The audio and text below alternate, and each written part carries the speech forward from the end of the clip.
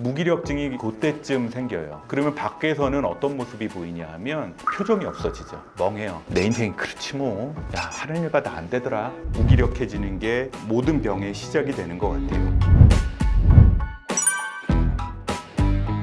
갑자기 전화를 해서 끌려 나오는 기분으로 나오긴 했는데 오랜만에 뵙게 돼서 반갑습니다. 일단 간단하게 제가 소개 한번 하겠습니다. 고려대학교 대학원 의학박사, 고려대학교 정신건강의학과 교수, 고려대학교 정신건강연구소 소장님이시자 무기력이 무기력해지도록 저자, 마음정비사 저희 한창수 교수님을 모시고 한번 이야기 나눠보도록 하겠습니다. 나와주셔서 감사합니다. 반갑습니다. 불러주셔서 감사합니다. 감사합니다. 무기력에 대해서 사람들이 굉장히 고민을 많이 하고 있어요. 무기력하다 보면은 결국 짜증으로 많이 이어진다.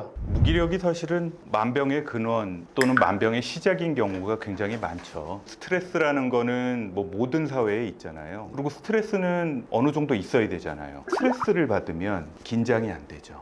긴장이 안 되고 인생이 재미없고 무기력해지는 게 모든 병의 시작이 되는 것 같아요. 그게 이제 오래되면 우울증으로도 가고 뭐 불안증으로도 가고 공황장애도 나타나고 그러지만 그러지 않은 상태에서 그냥 잔잔하게 무기력한 상태로 인생을 사는 경우도 굉장히 많은 것 같아요. 우울증 얘기는 굉장히 많이 들으셨을 텐데 우울증까지 가면 누가 봐도 우울증기가 있으니까 뭐 근처 뭐 상담소를 가든지 정신건강 클리닉에 좀 들려봐라라고 얘기를 하지만 그러지 않은 상태에서 무기력만 지속이 되면 어떤 사람은 그냥 마냥 무기력해지고 말 없어지고 조용해지고 사람들하고 어울리기 싫어하고 자기 방에만 틀어박히는 친구들도 생기고 성격이 활발하고 밖으로 좀 드러나는 스타일의 성격을 가진 사람들은 이제 분노 조절에 문제가 생기기도 하고 어떤 사람들은 그걸 이겨내려고 오히려 더 액티브하게 하려고 그러다가 더 방전돼서 번아웃이 되기도 하고 병원에까지도 안 온 상태에서 그냥 괴로워하고 있죠. 결국은 이 무기력증을 제때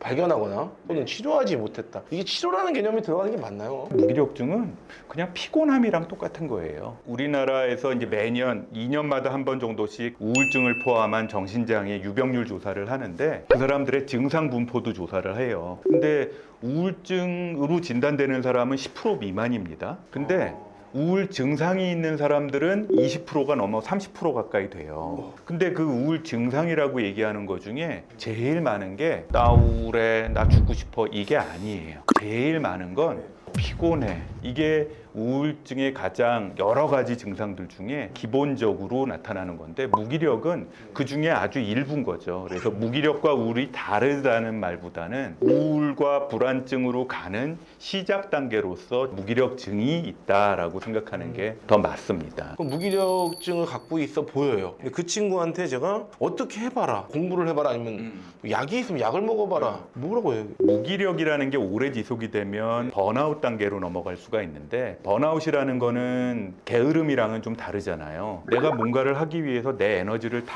쏟아내고서 에너지가 탈탈 털려서 배터리가 간당간당해서 배터리가 다 됐다는 소리가 자꾸 딸랑딸랑 들리기 시작할 때가 번아웃인 거거든요. 무기력증이 그때쯤 생겨요. 그러면 밖에서는 어떤 모습이 보이냐 하면 표정이 없어지죠. 멍해요. 예전에 좋았던 게 좋지가 않고 예전에 즐겨 했던 일을 즐기지 못하고 나도 모르게 화가 나지 않았을 만한 장면에서 화가 나는 거. 표현을 하건 안 하건 스트레스를 많이 받으면 전두엽이 마비가 되는 거예요. 전두엽이 마비가 되니까 감정 컨트롤이 잘 안 되죠. 그러니까 우울해지는 사람도 있고 분노 표출을 하게 되고 분노 표출은 누구한테 하냐 하면 만만한 사람한테 해요. 무기력증은 사실 약이 존재하는 게 아니라 전두엽의 기능을 킨다 끈다 정도로 마인드셋을 하고 나면 훨씬 더 도움이 되겠네요. 우울증 걸렸을 때 항우울제 또는 음악 듣거나 또는 명상하잖아요. 전두엽을 강하게 만들어주는 거거든요.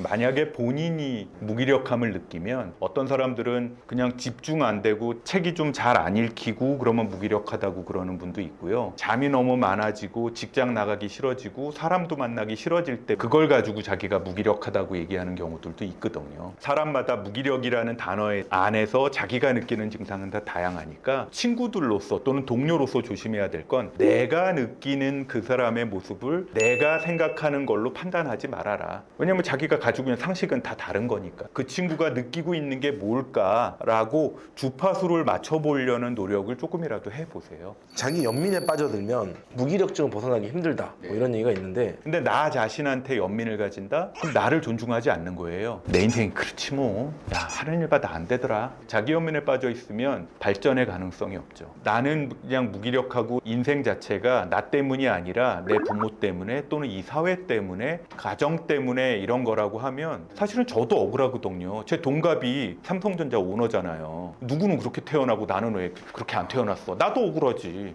억울하기 시작을 하면 매사가 억울해요. 이것도 습관이겠네요. 인지 구조가 나쁜 거로 꽂히면 항상 나쁜 면만 보게 되거든요. 그걸 바꿔주고 싶었는데 저도 이게 진짜 쉽지 않더라고요. 타고나기를 그렇게 타고난 친구들도 있죠. 계속 그런 거에 빠져들고 그 고집에 빠져 있으니까 이제 옆에서 도우려는 사람이 잘 못 도와주는 거예요. 본인 스스로 자꾸 그런 걸 느낀다고 하면 인생이라는 게 내가 스스로 하는 거 전혀 없는 사람은 도와주는 사람이 없다라는 걸 일단 깨달으셔야 돼요. 내가 아무것도 안 하고 나를 도와줄 사람은 사실은 부모를 포함해서 아무도 없거든요. 결국은 내가 조금이라도 움직이기 시작해야 부모도 도와주고 직장 동료도 도와주고 선생님도 도와주는 거지.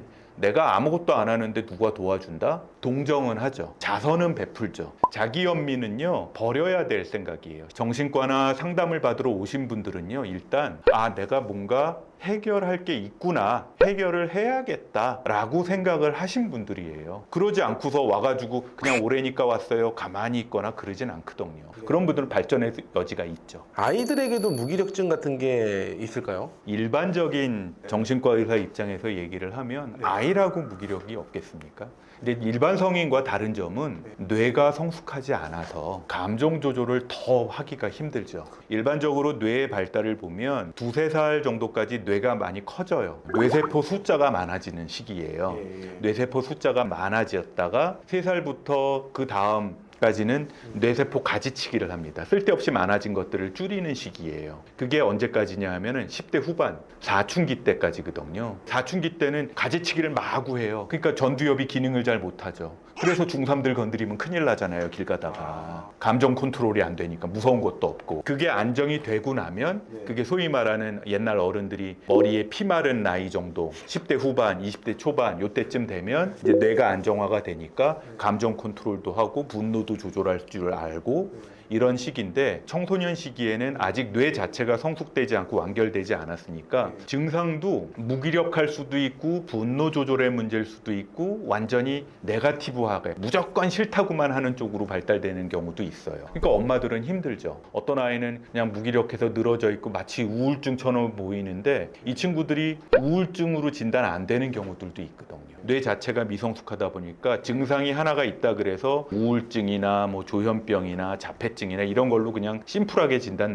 내리는 게 아니라 나이 들어가면서 어떻게 변할지 몰라요. 어렸을 적에는 무기력해지고 늘어지고 아무것도 하기 싫지만 많은 경우는 나이 먹으면서 그냥 정상 성장 궤도로 돌아가죠. 정상으로 돌아가는데 어떤 환경적인 요인이 작용한다고 그러면 소위 말하는 ADHD나 아니면 소아 우울증이나 자폐성 장애로 발달이 되기도 하는 것 같아요. 자기가 무기력증인지도 모르는 사람도 있고 무기력증이라고 이미 자기 스스로 알고 있지만 어떻게 해야 할지 모르는 그런 사람들, 구독자분을 위해서 간단하게 한마디 조언해 주신다면? 제가 요새 중년기에 접어들면서 제 인생을 계속 생각을 해보니까 필요할 땐 공부도 하고 책도 쓰고 책도 많이 읽고, 전 시간 날 때 책 굉장히 많이 읽거든요. 필요하면 영화도 되게 많이 보고 음악도 많이 듣고 뭐 강의도 많이 다니고 하지만 제 인생은 늘 게으름과의 싸움이에요. 하기 싫어요.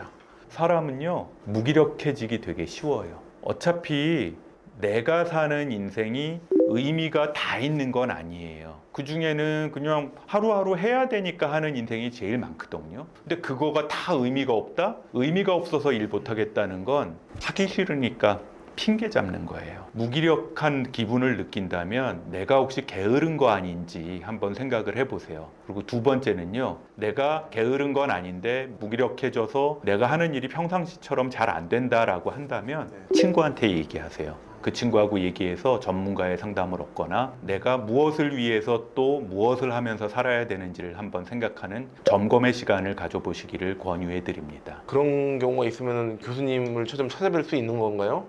저 말고요. 본인 사시는 동네 주변에 전문가들 굉장히 많습니다. 자동차 몰다가 잡소리 나면 가까운 정비사 만나러 가시잖아요. 마음 정비사들이 주변에 많이 있습니다. 그분들 만나면 많은 도움을 얻으실 수 있을 거예요. 더 자세한 정보는 저희 그 책이 있거든요. 그래서 그 책을 통해서 또 강연을 통해서 많은 정보 얻어가시길 바라겠습니다. 오늘 너무 감사했습니다. 지치실 때 언제든지 오세요. 네, 넘어가겠습니다.